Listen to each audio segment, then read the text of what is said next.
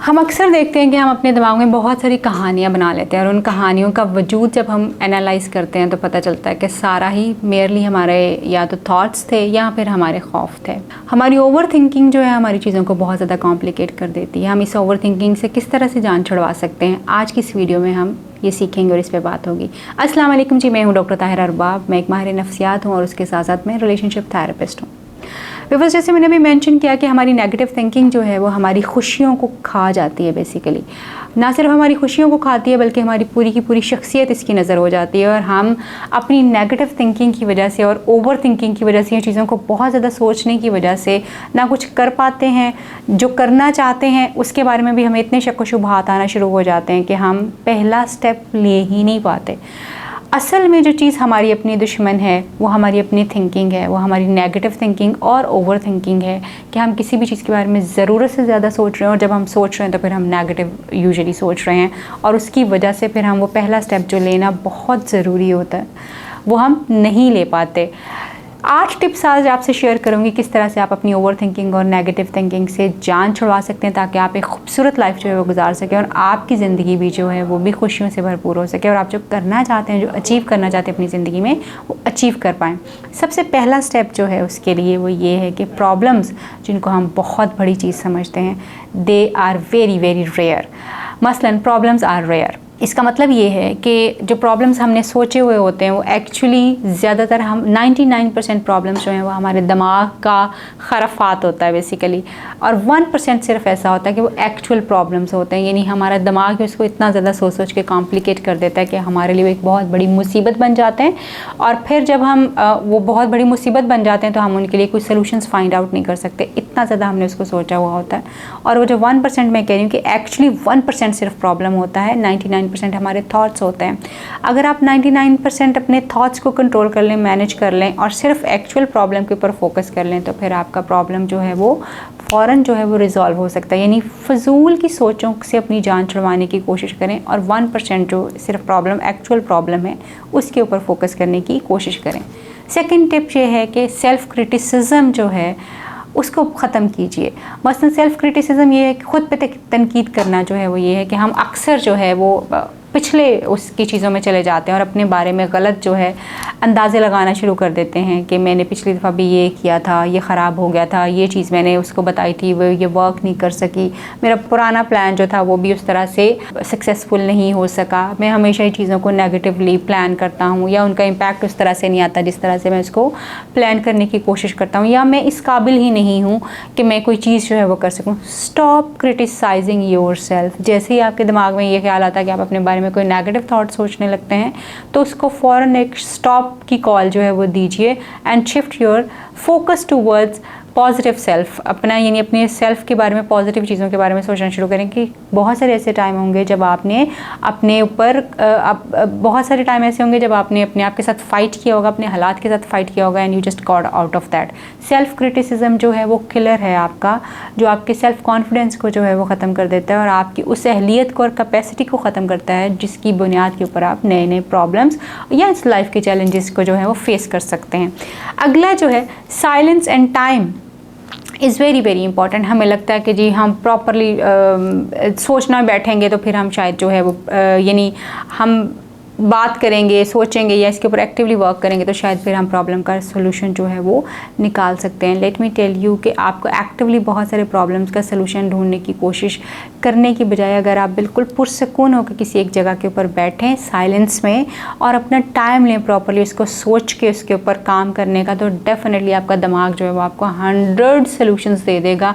और फिर वो जो आप हर वक्त बस सोचे जा रहे हैं, लोगों से बातें कर रहे हैं, प्रॉब्लम आपके दिमाग में आ रहा है, अपना कोई काम कर रहे हैं, प्रॉब्लम आपके दिमाग में आ रहा है, अपने किसी से मिलने जाना है, प्रॉब्लम आपके दिमाग में आ रहा है, आपने खाना खाना है, प्रॉब्लम आपके दिमाग में आ रहा है। Don't do this, sit in silence and give a time और फिर उसके ऊपर प्रॉब्लम को जो है वो रिजॉल्व करने की कोशिश कीजिए।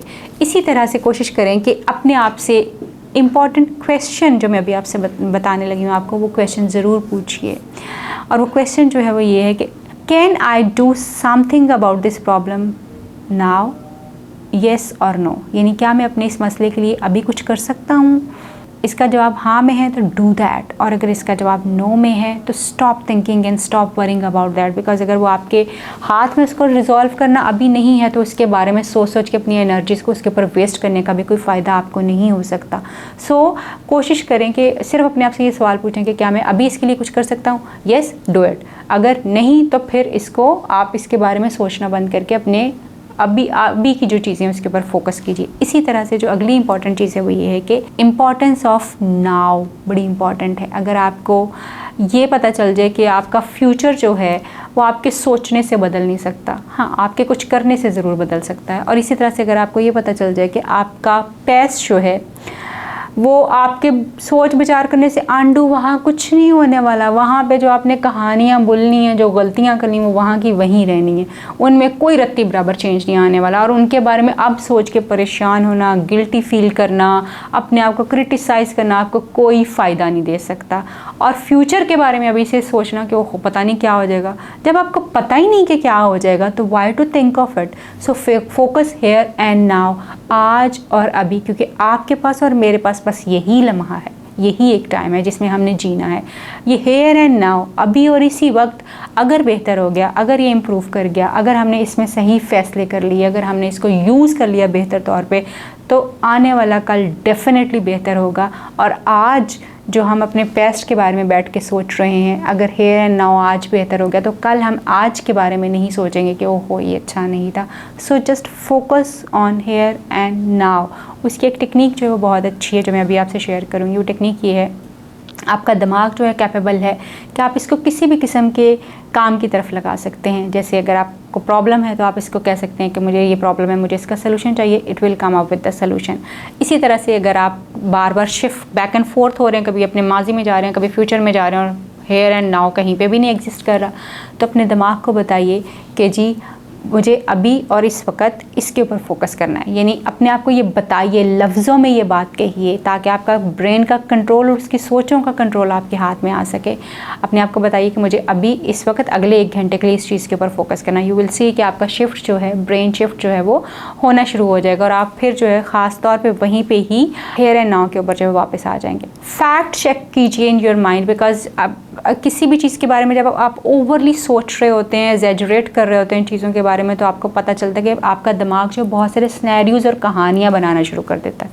अब वो जो कहानियाँ बना रहा होता है वो यूजुअली हमारे इमेजिनेशंस होते हैं, और उन इमेजिनेशंस में बहुत सारी चीज़ें मे बी नेगेटिव हों, मे बी पॉजिटिव हों। यूजुअली तो हम इंसान जो है नेगेटिविटी को ज़्यादा चूज़ करते हैं, बहुत कम लोग ऐसे होते हैं जो पॉजिटिविटी को चूज़ करते हैं, और जो चूज़ करते हैं उनकी ट्रेनिंग पॉजिटिविटी के ऊपर जो है वो होती है।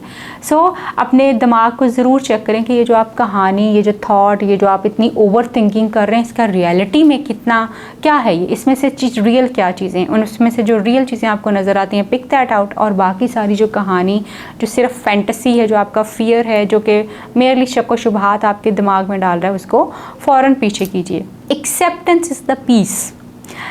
जब मैं ये कह रही हूँ कि एक्सेप्टेंस इज़ द पीस, में भी बहुत सारे ऐसे प्रॉब्लम हो सकते हैं या लाइफ सिचुएशन इस तरह की हो सकती हैं जिनमें हम कुछ नहीं कर सकते, एंड हमें ये लगता है कि जी हमें कुछ करना ही है।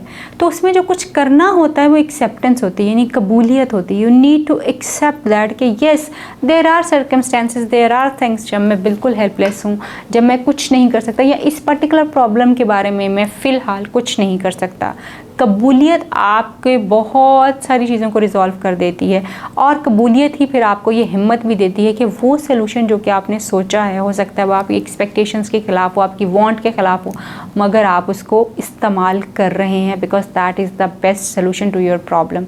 सो एक्सेप्ट कर लीजिए what you are going through, what you can do and what you can not do. ये जब आप एक्सेप्ट कर सकते हैं, then you can make peace with yourself. सबसे पहली और सबसे इम्पॉर्टेंट चीज़ है वो है जो आपका दिमाग है, एक्चुअली ये सेंटर है बहुत सारी चीज़ों का। सो आपकी हेल्थ जो है that starts with your mind. अगर आपका माइंड एक हेल्दी पॉजिटिव सोच रखता है तो आपकी बॉडी डेफिनेटली पॉजिटिव होगी, हेल्दी होगी, और आपका दिल भी बेहतर काम करेगा, आपका ब्लड प्रेशर भी बहुत कंट्रोल भी रहेगा। So work on your mental health and your thoughts, ताकि आप बेहतर तौर पे चीज़ों को जो है वो अपनी ज़िंदगी को एंजॉय कर सकें।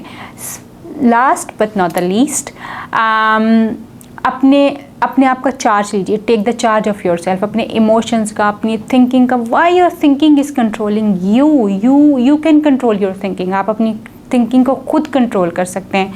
इररेलेवेंट चीज़ों को अपने दिमाग से जाने दीजिए, उनको फोकस मत कीजिए और अपने आप को बार बार बताइए कि what you are interested in, आप किस चीज़ में आप दिलचस्पी ले रहे हैं और किस चीज़ के बारे में आप सोचना चाहते हैं, ये अपने आप को बताइए और उसके बारे में सोचिए। और सिर्फ वो सोचिए जो आपके लिए, आपके इर्द गिर्द रहने वाले लोगों के लिए, आपकी जहनी सेहत के लिए पॉजिटिव हो सकता है। उम्मीद करती हूँ थोड़ी सी टिप्स आपको हेल्प कर पाएंगी कि आप अपनी मेंटल हेल्थ के साथ साथ अपनी ओवर थिंकिंग को भी इम्प्रूव कर सकें, यानी उसको कम कर सकें। ऑफ कोर्स अपना ख्याल रखिए। आपसे फिर मुलाकात होगी, किसी नए टॉपिक में बात करेंगे। तब तक के लिए अल्लाह हाफ़िज़।